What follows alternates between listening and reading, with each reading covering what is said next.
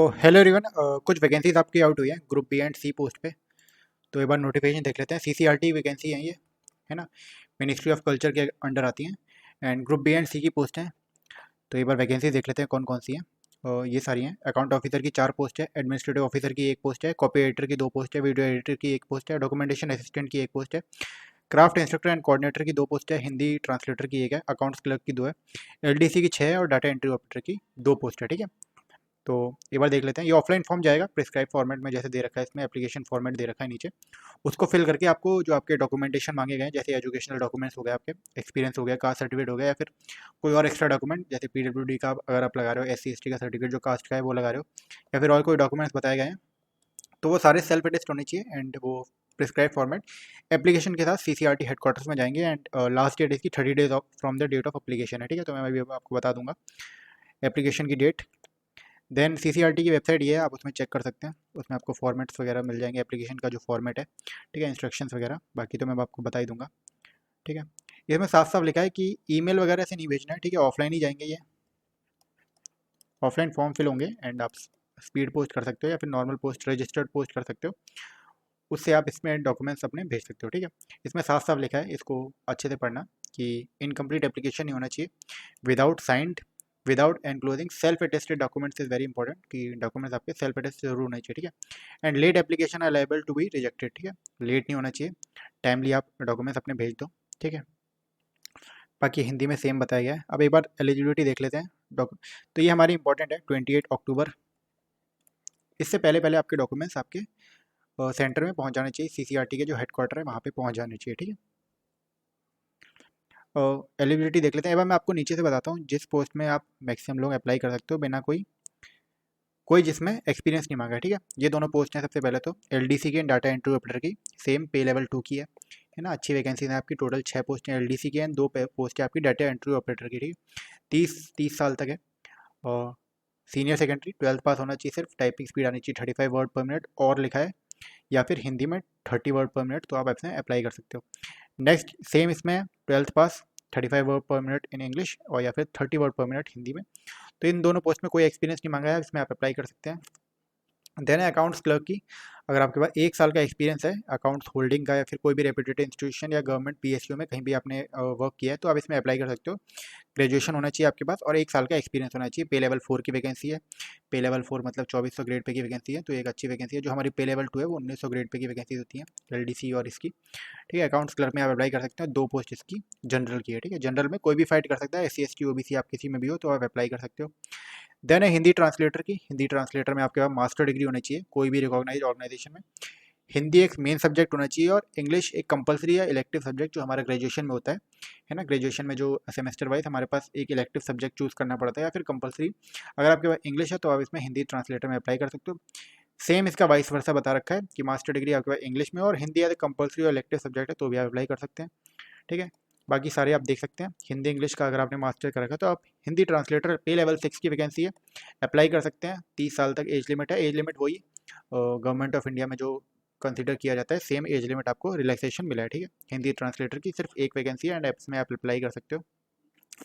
Then craft instructor and coordinator की है, पे लेवल 6 की वैकेंसी है। इसमें भी डिप्लोमा होना चाहिए आपके पास, ग्रेजुएशन में कोई भी डिग्री होनी चाहिए एंड 2 साल का एक्सपीरियंस होना चाहिए आपके पास, प्रैक्टिकल एक्सपीरियंस होना चाहिए टीचिंग क्राफ्ट क्लासेस किसी भी रेपुटेड इंस्टीट्यूशन में, तो आप अप्लाई कर सकते हो। ठीक है, देन है डॉक्यूमेंटेशन असिस्टेंट, सिंपल ग्रेजुएशन और 1 साल का एक्सपीरियंस होना चाहिए डॉक्यूमेंटेशन का किसी भी ऑर्गेनाइजेशन से, तो आप इसमें अप्लाई कर सकते हो डॉक्यूमेंटेशन असिस्टेंट की। इसमें भी एक वैकेंसी है, जनरल की है, कोई भी फिल कर सकता है, कोई भी और कैटेगरी का इसमें अप्लाई कर सकते हैं। वीडियो एडिटर की है, आपके फिल्म एडिटिंग का डिग्री होना चाहिए एंड 2 साल का एक्सपीरियंस होना चाहिए किसी भी in the field of film video editing in the studio institute की, कहीं पे भी आपके पास 2 साल का एक्सपीरियंस है तो इसमें आप अप्लाई कर सकते हो। पे लेवल 7 की वैकेंसी है। ठीक है, देन कॉपी एडिटर की है, पोस्ट ग्रेजुएट मांगा गया है इसमें, हिंदी इंग्लिश किसी में भी आपके पोस्ट ग्रेजुएशन होना चाहिए, डिप्लोमा होना चाहिए जर्नलिज्म में और 2 साल का एक्सपीरियंस होना चाहिए एडिटिंग ऑफ जर्नल्स या फिर बुक्स का। ठीक है, देन ये 2 अच्छी पोस्ट हैं अकाउंट्स ऑफिसर और एडमिनिस्ट्रेटिव ऑफिसर की। इसमें आपके अगर इसमें 4 वैकेंसी है, इसमें 1 वैकेंसी है। सिंपल ग्रेजुएशन होना चाहिए, अगर आपके पास 3 साल का एक्सपीरियंस है तो किसी भी कैश अकाउंट या बजट वर्क का किसी भी गवर्नमेंट ऑफिस में, तो आप सिंपली इसमें अप्लाई कर सकते हो। बहुत अच्छी पे लेवल 7 की वैकेंसी है, इसमें 4 पोस्ट हैं आप। ठीक है, इसमें एक जनरल की वैकेंसी है कि कोई भी अप्लाई कर सकता है, बैचलर डिग्री होना चाहिए आपके पास, सिंपल ग्रेजुएशन और 2 साल का एक्सपीरियंस अगर अकाउंट्स एडमिनिस्ट्रेशन एस्टेब्लिशमेंट वर्क किसी भी गवर्नमेंट ऑफिस में तो अप्लाई कर सकते हो। कहीं पे भी आप गवर्नमेंट जॉब में हो तो इसका एक्सपीरियंस आपके पास, सिंपली अगर आपने 2 साल उस गवर्नमेंट ऑफिस में काम किया तो इसके पास जो ये एक्सपीरियंस मांगा गया ये हर किसी के पास होता है, ठीक है। तो आप इसमें बहुत अच्छी पोस्ट है एडमिनिस्ट्रेटिव ऑफिसर की, पे लेवल 7 की वैकेंसी है, इसमें आप अप्लाई कर सकते हो, ठीक है। तो ये सारा था हमारा एलिजिबिलिटी का। देन चलते हैं, हाँ जनरल इंस्ट्रक्शंस है ना। सिंपली जैसे आपने पहले डाक वगैरह भेजे होंगे, ऑफलाइन फॉर्म अगर आपने कभी अप्लाई किया हो, जो हमारे पास एनवेलप होता है उसमें ऊपर आपके पास लिखा होना चाहिए application for the post of ऐसे ऐसे करके, ठीक है।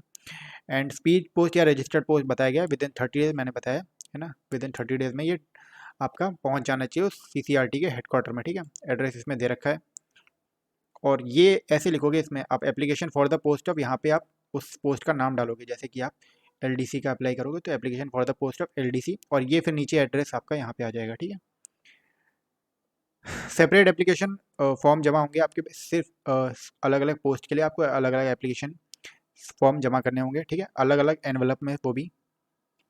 और इसमें बताया गया है कैंडिडेट में भी cancelled if more than 1 application, अच्छा ठीक है, सिर्फ एक पोस्ट के लिए अगर आपने मल्टीपल एप्लीकेशन फॉर्म फिल किए, जैसे कि कभी कभी ऐसे करते हैं स्टूडेंट्स कि कोई एक फॉर्म में कोई डॉक्यूमेंट भूल गए है ना, तो बच्चे फिर अप्लाई कर देते हैं उस पोस्ट के लिए। तो इसमें सिंपली लिखा है अगर एक पोस्ट के लिए आपने मल्टीपल बार एप्लीकेशन भेजा है तो वो आप रिजेक्ट हो जाओगे, ठीक है, तो वो गलती नहीं करना है।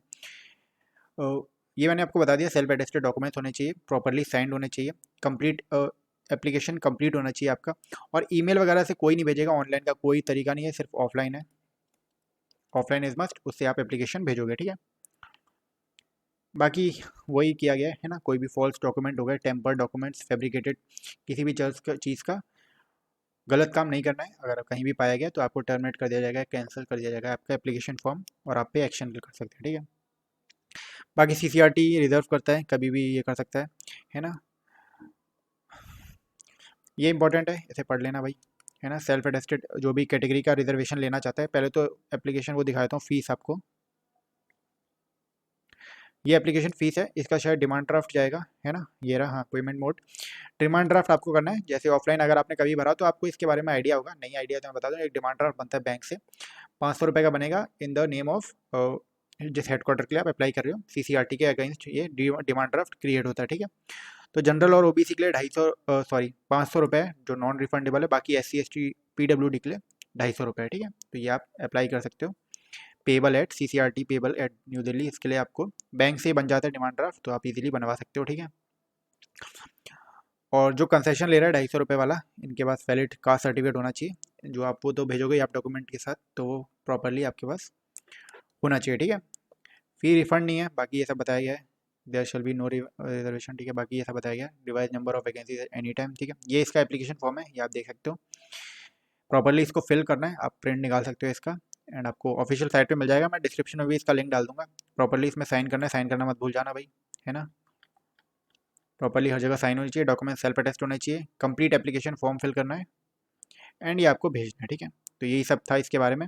सिलेबस का अगर कोई पूछेगा भाई, सिलेबस कुछ नहीं है, सेम सिलेबस जो हर जगह होता है वही पूछा जाएगा, है ना। वनडे एग्जाम में, गवर्नमेंट एग्जाम्स में जो भी एग्जाम्स में पूछा जाता है वो आ जाए, वही सेम आपको इसमें भी पूछा जाएगा, कोई अलग से कुछ भी नहीं आएगा, ठीक है।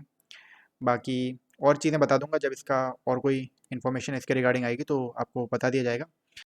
मेरा ये चैनल सब्सक्राइब करें और मेरे हर अपडेट आपको मिले, इसके लिए बेल आइकन जरूर दबाइएगा।